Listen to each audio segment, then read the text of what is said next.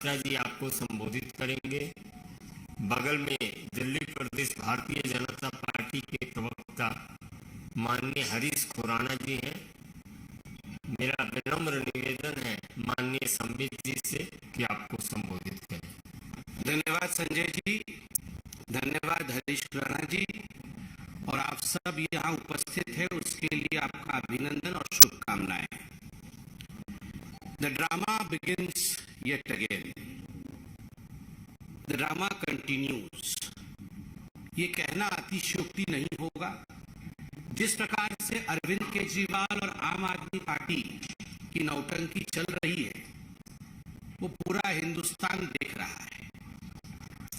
आज फिर से एक बार विधानसभा के पटल का दुरुपयोग करके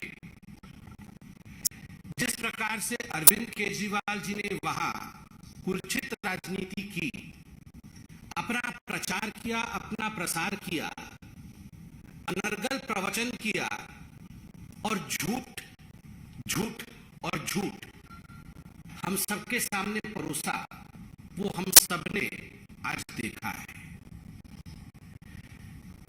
बंधुगण, दुख इस बात का लगता है कि लोकतंत्र के सबसे पवित्र स्थान विधानसभा के परिसर में इस प्रकार के झूठ के पुलिंदे रखे जा रहे हैं। आज अरविंद केजरीवाल जी कह रहे थे कि सीबीआई वाले तो बड़े अच्छे लोग हैं। सीबीआई वालों ने इनके कान में कहा है कि निकला तो कुछ भी नहीं है, फिर भी 3-4 दिन के बाद मनीष सिसोदिया जी को अरेस्ट करना पड़ेगा, गिरफ्तार करना पड़ेगा। ये सब सीबीआई वालों ने अरविंद केजरीवाल और आम आदमी पार्टी के नेताओं को कहा। इस प्रकार से अरविंद केजरीवाल जी ने आज देश को बरगलाया है। अगर सही मायने में कहा जाए तो ये अरविंद केजरीवाल जी की आम आदमी पार्टी का जो ड्रामा चल रहा है, this is nothing but operation theatrics, operation drama.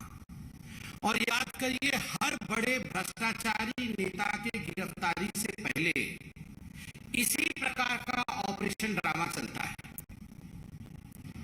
Satyendra Jain ji जब गिरफ्तार होने वाले थे, भ्रष्टाचार में आकंठ डूबे हुए थे सत्येंद्र जैन के, हर कोई जानता था। जब उनकी जांच चल रही थी तो ठीक इसी प्रकार की प्रक्रिया आम आदमी पार्टी कर रही थी, ठीक इसी प्रकार का भाषण अरविंद केजरीवाल दे रहे थे। वो कह रहे थे सत्येंद्र जैन तो राजा हरिश्चंद्र है, इनको तो पद्म विभूषण मिलना चाहिए, इनसे ज्यादा कट्टर ईमानदार तो कोई मंत्री है ही नहीं। ये सीबीआई, ये ईडी, ये तो गलत काम कर रहे हैं। Satyendra Jain is the best minister, this is what Arvind Kejriwal was saying. मगर सत्येंद्र जैन गिरफ्तार हुए और आज 4 महीने हो चुके हैं, 4 months, उनको बेल नहीं मिला है कोर्ट से। क्यों नहीं मिला है? ये जो भाषण अरविंद केजरीवाल जी करते हैं विधानसभा में खड़े होकर, अगर उस भाषण में तथ्य होता तो अभी तक तो सत्येंद्र जैन जी को कितनी बार बेल हो चुका होता। मेरिट्स नहीं है, आर्गुमेंट में मेरिट्स नहीं है और करप्शन किया है, इसीलिए सत्येंद्र जैन जी को बेल नहीं मिल रहा है। उस समय भी अरविंद केजरीवाल जी कह रहे थे सत्येंद्र जैन जी के लॉकर से तो कुछ नहीं मिला, झुनझुना मिला है उनके लॉकर से। लॉकर से तो झुनझुना मिलता है मगर बेल नहीं मिलता है। ये सारी बातें अरविंद केजरीवाल जी जाके कोर्ट में कहें कि हम कितने कट्टर ईमानदार हैं। ये ईडी और सीबीआई वाले नाहक की रेड कर रहे हैं, उसके बावजूद उन्हें बेल नहीं मिल रहा है। This speaks volumes. ये बहुत कुछ कहता है कि सत्येंद्र जैन को बेल नहीं मिल रहा है। जितेंद्र तोमर इनके कानून के मंत्री थे। आज डिग्री के विषय में किसकी डिग्री फर्जी है, किसकी डिग्री अच्छे है, कौन बहुत पढ़े लिखे हैं और कौन अनपढ़ है, इसके विषय में अरविंद केजरीवाल जी भाषण कर रहे थे। जब जितेंद्र तोमर जी गिरफ्तार होने वाले थे, उनके डिग्री को लेकर संशय चल रहा था, तो इसी प्रकार से भाषण सदन में खड़े केजरीवाल जी ने कहा था कि पूरे विश्व में सबसे अधिक कोई पढ़ा लिखा है तो वो जितेंद्र तोमर है। ये तो भाजपा वाले जितेंद्र तोमर को और उसकी डिग्री को लेकर अलग अलग बातें कर रहे हैं और जितेंद्र तोमर को फंसाने की कोशिश कर रहे हैं। हम तो ऐसे हैं जी, हम तो वैसे हैं जी। उसके बाद जितेंद्र तोमर की गिरफ्तारी हो गई, उनकी डिग्री फर्जी पाई गई। बिहार में भी जाकर पुलिस ने जांच पड़ताल किया, degree was fake. Jitendra Tomar दोबारा मंत्री नहीं बने, मंत्रिमंडल से निकाल दिए गए। संदीप कुमार इनका एक और मंत्री था। वो किस प्रकार से आज अरविंद केजरीवाल नारी सम्मान के विषय में प्रवचन कर रहे थे और ये संदीप कुमार राशन मंत्री किस प्रकार से नारी सम्मान करते हुए रंगे हाथ पकड़े गए थे, ये हम सब ने वीडियो और स्टिंग ऑपरेशन के माध्यम से देखे थे। उस समय भी इसी प्रकार का भाषण इनके नेता कर रहे थे और आज संदीप कुमार जी को बर्खास्त किया गया है क्योंकि जो आरोप हमने लगाए थे उसमें मेरिट्स थे, उसमें दम था और जो बचाव अरविंद केजरीवाल जी और आम आदमी पार्टी कर रही थी उसमें कोई दम नहीं था। असीम अहमद खान इनके एक और मंत्री थे, वह भी बर्खास्त हुए, भ्रष्टाचार के आरोप में बर्खास्त हुए। वो रंगे हाथ भ्रष्टाचार करते हुए पकड़े गए थे। पंजाब में सरकार बने हुए 10 दिन नहीं हुए थे, 10 दिन के अंदर इनको अपने स्वास्थ्य मंत्री को बर्खास्त करना पड़ा। अरविंद केजरीवाल जी आज क्या कह रहे थे? वो कह रहे थे कि 3000-4000 वर्ष का मानव इतिहास, 3000-4000 वर्ष के पूरे विश्व के मानव इतिहास में सबसे ज्यादा प्रताड़ना आम आदमी पार्टी पे हुई है। अरविंद जी गलत। 3000-4000 वर्ष की ये जो मानव इतिहास है, उस मानव इतिहास में सबसे बड़ी यूटर्न पलटू पार्टी कोई है तो ये अरविंद केजरीवाल जी आपकी पार्टी।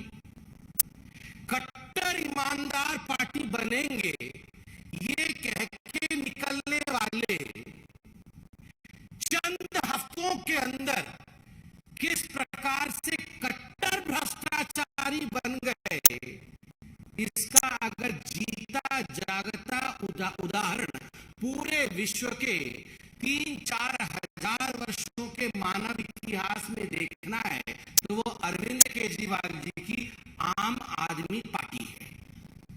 और तो और आप हमारी बातों पे विश्वास मत करिए। जिनके उंगली पकड़ करके अरविंद केजरीवाल जी बड़े हुए थे वैसे अन्ना हजारे जी ने चिट्ठी लिखा और अरविंद केजरीवाल जी के नियत पर, उनके इंटेंशंस पर सवाल खड़े किए हैं अन्ना हजारे ने। अरविंद जी आपने बहुत लंबा भाषण दिया, जनता भी हर दिन देख रही है।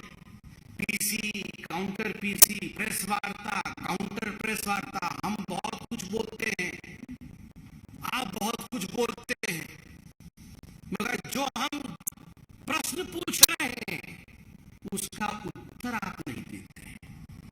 अरविंद जी डे 1 से जो हमारे प्रश्न थे आज भी वही प्रश्न है। प्रश्न दिल्ली के आबकारी नीति को लेकर, प्रश्न दिल्ली के शराब नीति को लेकर थे। क्या प्रश्न थे अरविंद जी? प्रश्न नंबर 1 जो भारतीय जनता पार्टी पहले दिन से पूछ रही है कि क्या ये सत्य नहीं है कि रवि धवन जो उस समय एक्साइज कमिश्नर थे उनके तत्वावधान में एक कमेटी गठित हुई। उस कमेटी ने कहा कि आबकारी नीति में, एक्साइज पॉलिसी में होलसेल का काम सरकार के पास होना चाहिए और रिटेल का काम लॉटरी के माध्यम से इंडिविजुअल को देना चाहिए और कंपनी को नहीं देना चाहिए। मगर अरविंद केजरीवाल जी क्या कारण था कि मनीष सिसोदिया ने इस रिकमेंडेशन को नहीं माना और होलसेल का काम अपने यारों को, अपने मित्रों को दिया?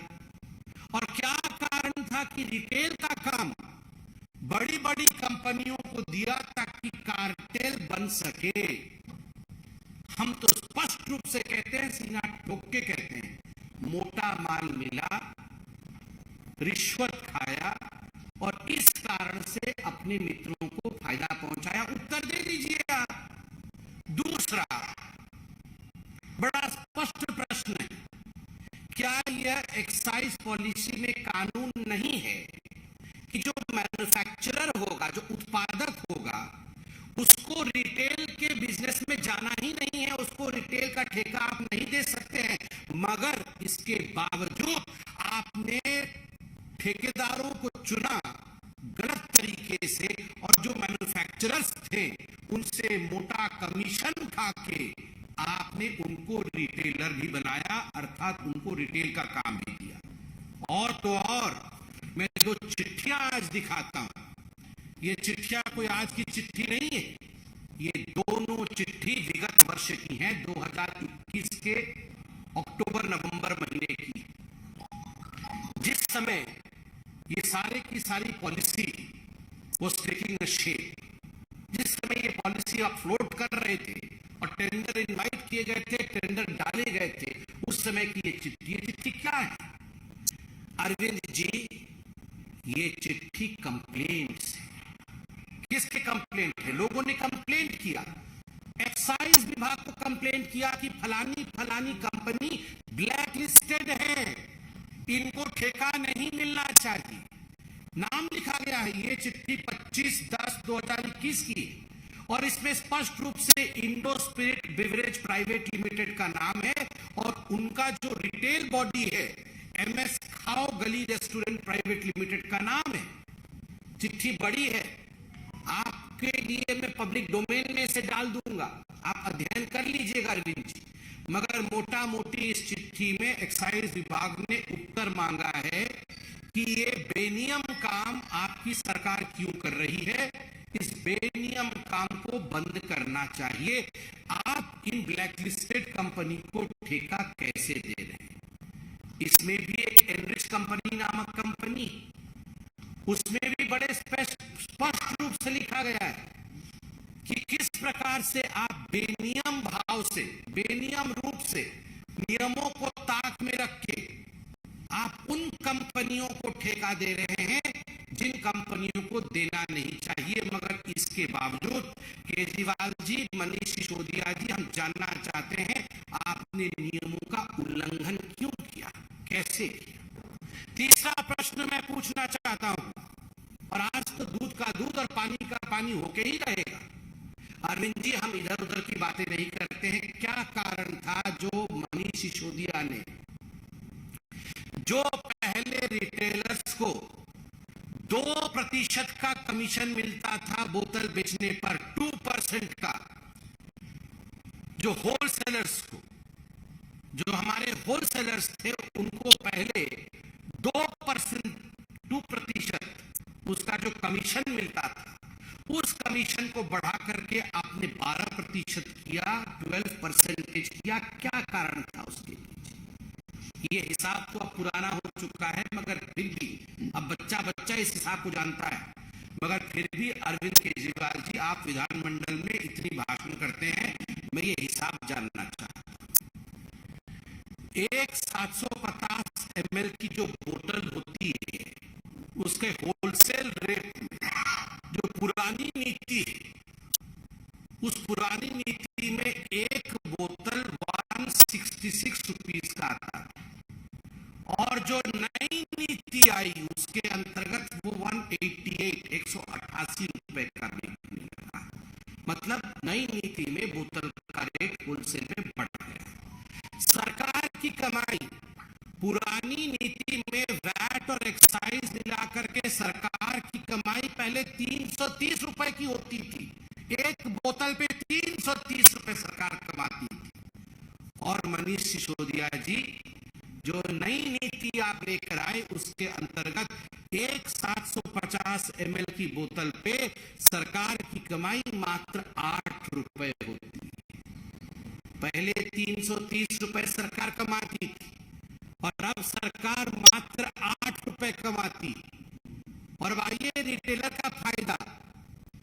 पहले रिटेलर को एक शराब की बोतल पर 33 रुपए की कमाई होती थी, और अब जो नीति आप लेकर आए थे उसके अंतर्गत रिटेलर को 363 रुपए का फायदा होता है। तो सरकार के जेब से पैसा निकाल करके आपने अपने शराब के ठेकेदार मित्रों के जेब में डाला। क्यों डाला? बदले में कितना कमीशन मिला, यही तो हम सवाल पूछ रहे हैं।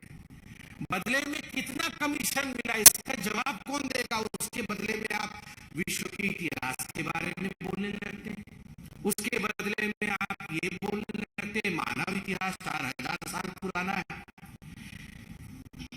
अरविंद जी, जो सवाल है उसका जवाब दीजिए। क्या ये हकीकत नहीं है? संजय सिंह जी तो कल एक डिबेट में मान लीजिए कि हाँ, हमने अपने मित्रों का, जो शराब ठेकेदार है, उनका 144 करोड़ रुपया हमने माफ किया है। आज मैं आपसे पूछना चाहता हूं, आपने शराब ठेकेदारों का 144 करोड़ रुपया कैसे माफ कर दिया? उस समय कोरोना के चपेट में आए गरीब लोग जब माइग्रेट कर रहे थे, उनके टिकट के लिए आपके पास पैसे नहीं थे, उनके राशन के लिए आपके पास पैसे नहीं थे, आप उन्हें राशन मुहैया नहीं करा रहे थे। वो तो केंद्र सरकार का भला हो तो उन्होंने राशन दिया, मगर आप शराब ठेकेदारों का 144 करोड़ रुपया माफ कर रहे थे। और बंधुओं, सबसे पहली बार 4000 साल मानव का इतिहास है। आज अरविंद जी ने बताया 4000 साल मानव का इतिहास।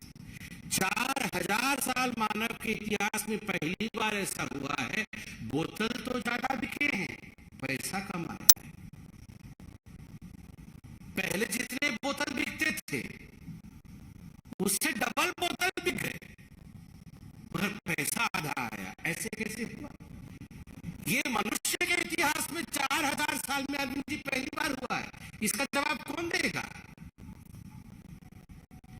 इसका जवाब नहीं देंगे आप। जब हम एक्साइज पॉलिसी पे पूछ और बोल रहे थे कि अब जिस दिन मनीष सिसोदिया जी अरेस्ट होंगे, इनको सीबीआई वाले काम में बोल के गए अरेस्ट होने वाले, कि जिस दिन मनीष सिसोदिया जी अरेस्ट होंगे 3-4 दिन के अंदर, तो गुजरात में इनका वोट प्रतिशत बढ़ के 6% हो जाए। अभी 4% हो गया है। ये सब जो ड्रामा किया उन्होंने 4% हो गया है, और 4-5 दिन में अरेस्ट हो जाएंगे तो 6% हो जाएगा। अरविंद जी, आपका 6% वोट परसेंटेज बढ़ जाएगा और आप इतना हंगामा क्यों काट रहे हैं? आपको तो खुद ही हाथ खाली लगा के भेज देना चाहिए कि जल्दी जल्दी अरेस्ट करो, हमारा वोट परसेंट बढ़ रहा है। ये अरविंद जी, आप क्या सोचते हैं? आप ये जो आबकारी नीति पर जिस प्रकार से आप ड्रामा कर रहे हैं, ये जो ऑपरेशन ड्रामा चल रहा है, ये हिंदुस्तान की जनता समझ नहीं पा रही। ये हिंदुस्तान की जनता भली प्रकार से समझ रही है, और हम केवल और केवल जो 5 सवाल अभी पूछे, इन 5 सवालों के जवाब मनीष सिसोदिया जी से चाहते हैं।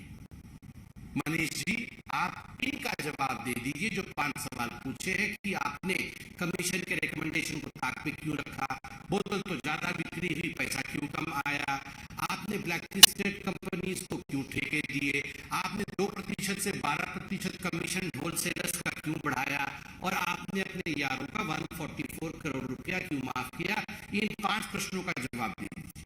और अरविंद केजरीवाल जी, आपके लिए तो एक ही प्रश्न हमने पूछा था, ये सब आप जानते थे, और इसीलिए आपने फाइल पे साइन नहीं किए थे। बिना फाइल साइन किए आपने एलजी को भेजा था, ताकि गाज आपके ऊपर ना गिरे, गाज मनीष सिसोदिया के ऊपर ही गिरे और आप अपना वोट प्रतिशत बढ़ाते रहे।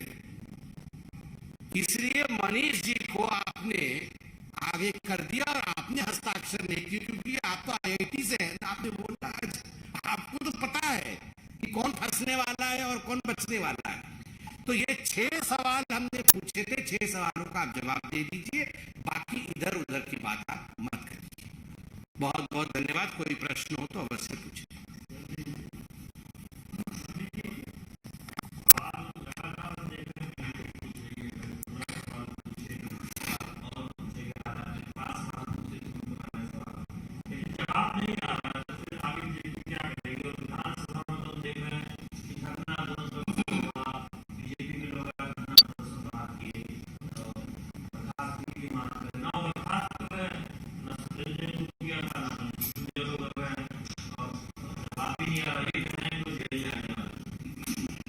नहीं, देखिए, जहां तक जवाब देने का विषय है, जवाब है नहीं देंगे, क्योंकि भले भले रूप से अरविंद केजरीवाल जी ये जानते हैं, he knows it very well, कि जो हम सटीक प्रश्न पूछ रहे हैं, जो पॉइंटेड और स्पेसिफिक प्रश्न पूछ रहे हैं, उनका जवाब वो दे नहीं पाएंगे। क्योंकि मित्रों का 144 करोड़ रुपया क्यों माफ किया, ठेकेदारों का क्यों माफ किया, इसका जवाब क्या देंगे? जवाब देते ही वो गिरफ्तार हो जाएंगे, क्योंकि वो जानते हैं मोटा माल कमाया है, वो जानते हैं 2% से 12% का जो कमीशन बढ़ाया है, उसके बीच में कमीशन खुद कमाया है, तो जवाब कैसे देंगे?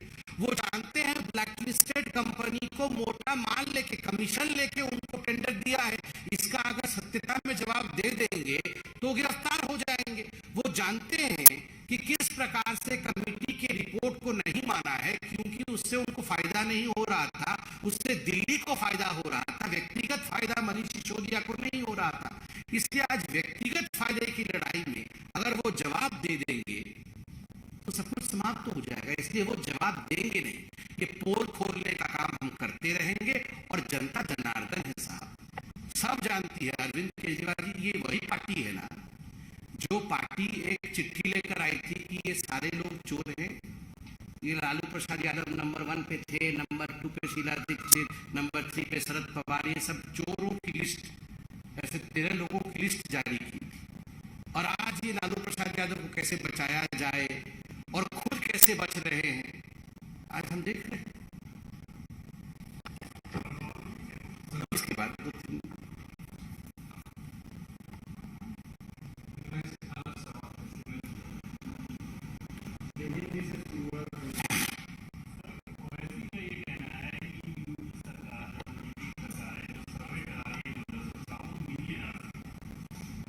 देखिए, इस पे कोई जवाब हम देंगे नहीं, क्योंकि इस पे जवाब देते ही विषय वहां भटक जाएगा।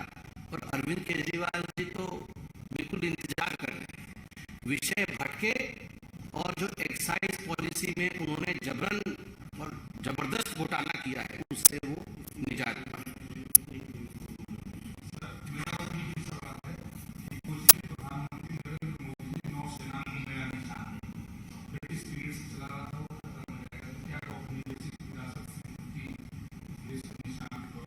नहीं, ये देश के लिए बहुत बड़ी बात है। जिस प्रकार से भारत देश एक सिविलाइजेशन है अपने आप में, हमारी अपनी सोच है, और जो आप लोगों ने सवाल पूछा है कि कॉलोनियल माइंडसेट से हमें निकलना चाहिए, स्वाभाविक है नवाचार और इनोवेशन के माध्यम से हमारे आदरणीय प्रधानमंत्री नरेंद्र मोदी जी भारत को एक नई पहचान देने, विश्व पटल में एक नई पहचान देने में सदैव कामयाब रहे हैं, आगे भी वो कामयाब रहेंगे। बहुत बहुत धन्यवाद।